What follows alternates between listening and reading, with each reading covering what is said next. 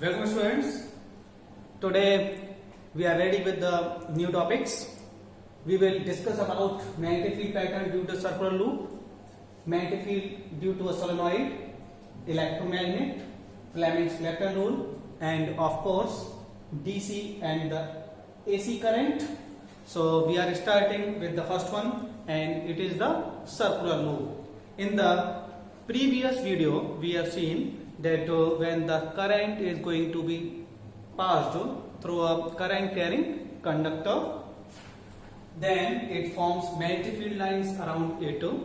Here we have folded it in the form of a circular loop. Yes, circular wire is also known as the circular loop. Then what will be the effect on the magnetic field line produced in the circular loop? In the first half, we can see that each segment will behave like a current carrying conductor, and the magnetic field lines, which are in the form of the circles, will be formed around it. So here you can see, and we can find out the direction of the magnetic field lines by the means of a right hand thumb rule. You can see here we have used right hand thumb rule. This is the direction of the current, and the encircling fingers will show the direction of the magnetic field lines. Similarly, we can use it to the second half. Now the current will move in the reverse direction, and the direction of the magnetic field lines will also reverse. So here the direction will also change.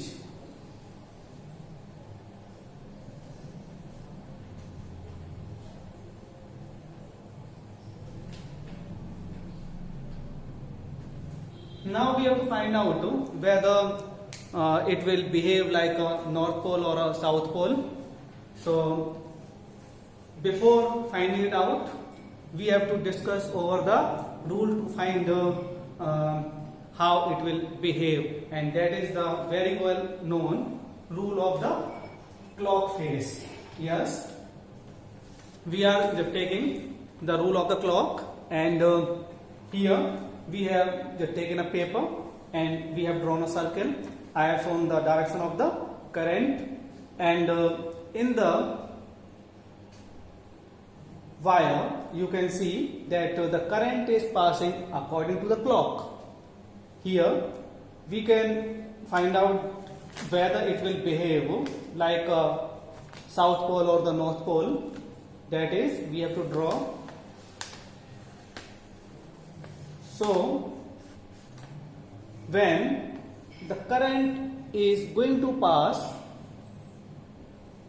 like the clock, then it will behave like a south pole, and when we are reversing it, then you can see that it is becoming in the anti-clockwise direction, and now we have to find out that whether it is a north or south pole. You can see here that now the direction of the current is reversed, and it will behave like a north pole. In this way we can find out that it is the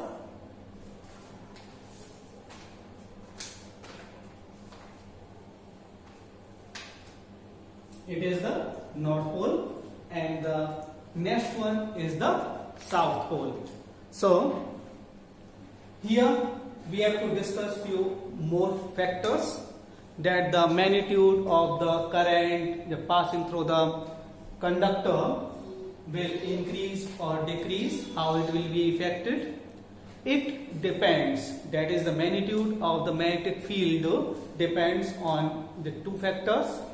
First one is the current passing through the conductor. So as we will increase the current passing through the conductor, then the magnitude of the magnetic field will increase, and as it is inversely proportional to the radius of the circular loop. So when the radius of the circular loop will increase, the magnetic field strength will decrease. So here capital B represents the magnetic field, and I represents the current, and R represents the radius of the circular loop. One student has also asked, what is the difference when the current is going to pass in a straight wire and when it is formed in a circular loop? Yes, it will make a difference, as it will increase the area of the magnetic field lines. When we will fold the wire into the form of a circular loop, it will increase the area of the magnetic field lines. So we can feel the magnetic strength in a larger area by folding the wire into the form of a circular loop. Now we are moving to the next topic there, and it is magnetic field due to a solenoid. First of all, we should know what the solenoid is. Solenoid, it is a long coil of large number of turns of insulated copper wire. So here you can see that number of turns are there. Now we have to find out what will be the north and the south pole here. So before moving further, you should also know it too, that the solenoid works very much similar to the bar magnet, and it will also form north and the south pole very much like to that is of the bar magnet. And like the bar magnet, inside the solenoid, the magnetic field lines will be always parallel, and it will be a uniform magnetic field. What is the uniform magnetic field? Where at each and every place we will have the similar amount of the magnetic strength. Okay, next two. So here we have to find out whether it will be a north and the south pole. To find it out, here you can see that current is passing from the positive terminal, moving in the upward direction, and then coming to the downward. Here you can see with the direction of the arrow that is in the form of the clockwise direction, and when the current is passing in the form of the clock, then it will behave like a south pole. It will behave like a south pole there.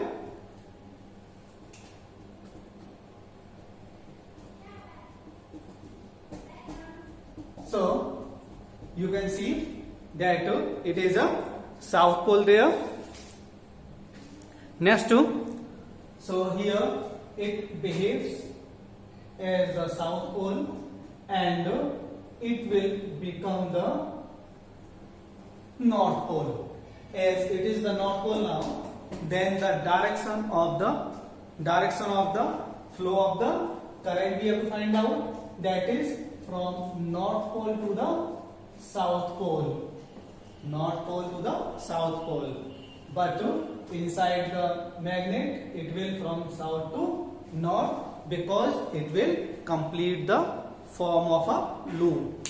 So we want to find out how the magnitude of the magnetic field can be increased in the solenoid.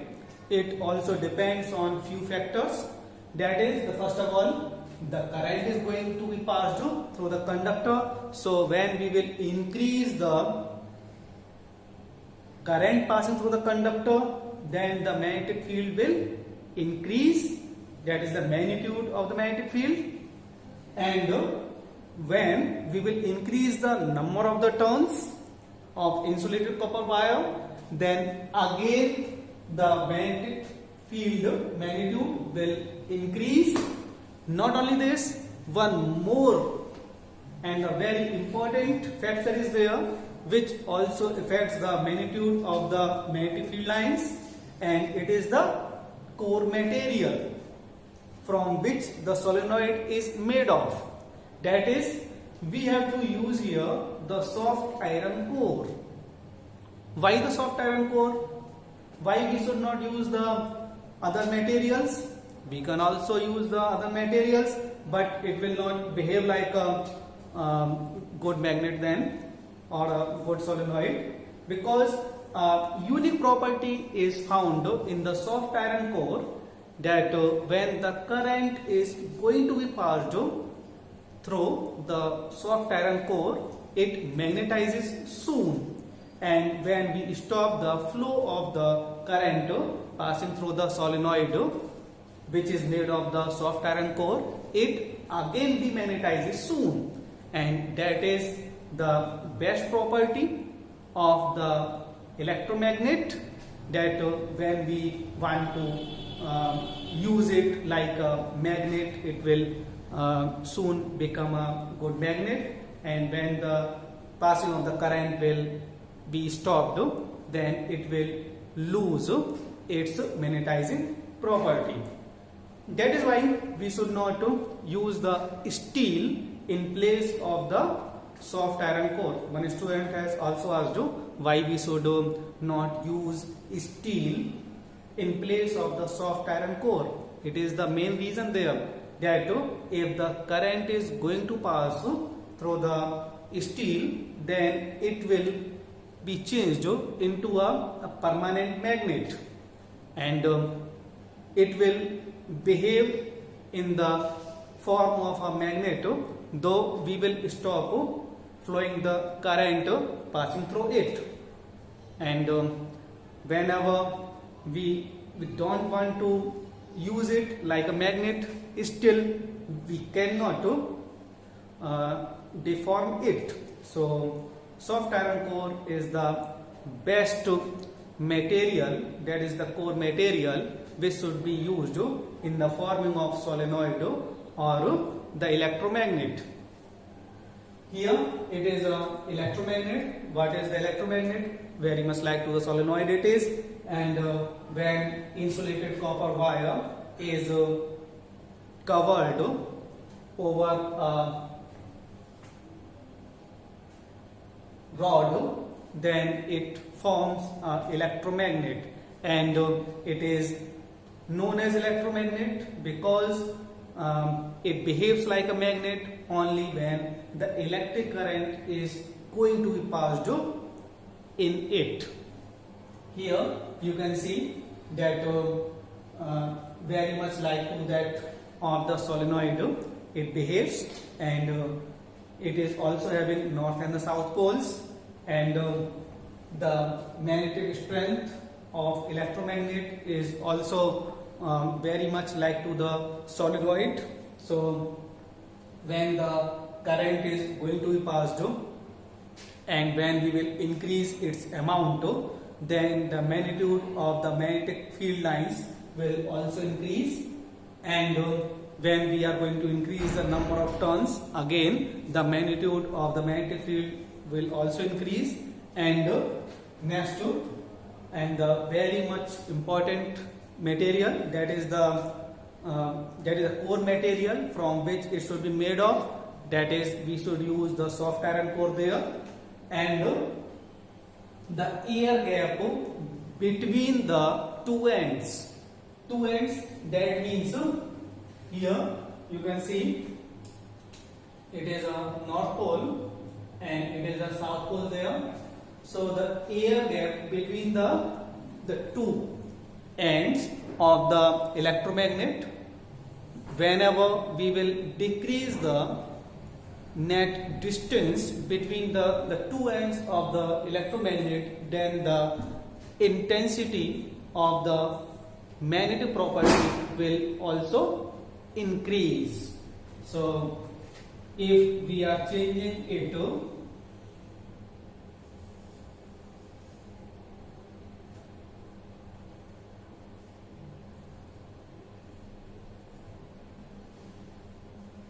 this is the air gap.